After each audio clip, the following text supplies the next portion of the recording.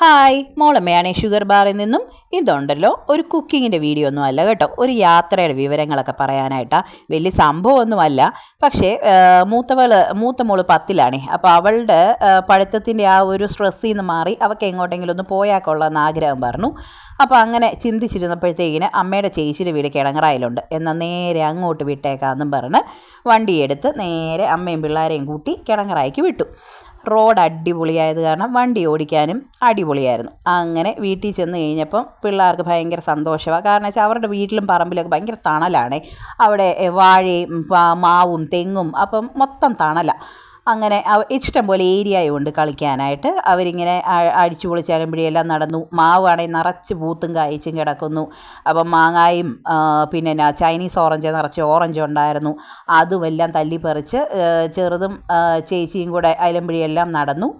അവർ ഭയങ്കര സന്തോഷമായിരുന്നു കേട്ടോ.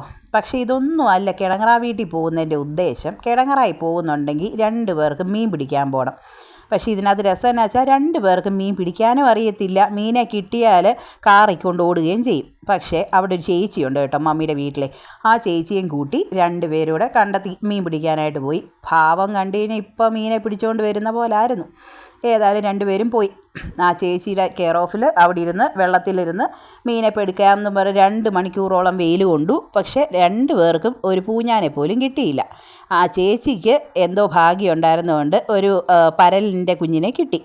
അതിനെ കിട്ടിയപ്പോഴത്തേനും ഞങ്ങളുടെ ചെറുതിൻ്റെ വിചാരം അവൾ പിടിച്ച പോലത്തെ ഭാവമായിരുന്നു. പിന്നെ ആ ചേച്ചിയിൽ നിന്ന് ചൂണ്ട മേടിച്ച് ആ ചാട്ടി പിടിച്ച ഭാവത്തിൽ ഒരു ഫോട്ടോയൊക്കെ എടുത്ത് അങ്ങനെ പുള്ളിക്കാരി സന്തോഷവതിയായി ഇരിക്കുകയായിരുന്നു. അങ്ങനെ ഇരുന്നപ്പോൾ ദാണ്ടടാ വെള്ളത്തിൽ കൂടെ ബോട്ട് വരുന്നു. അത് ബോട്ടല്ല വള്ളമാണെന്ന് പറഞ്ഞപ്പം പുള്ളിക്ക് പിന്നെയും ക്യൂരിയോസിറ്റി കൂടുതലാണ്. വള്ളം എന്താ, ബോട്ട് എന്താ, ഇത് തമ്മിലുള്ള ഡിഫറൻസ് എന്താ.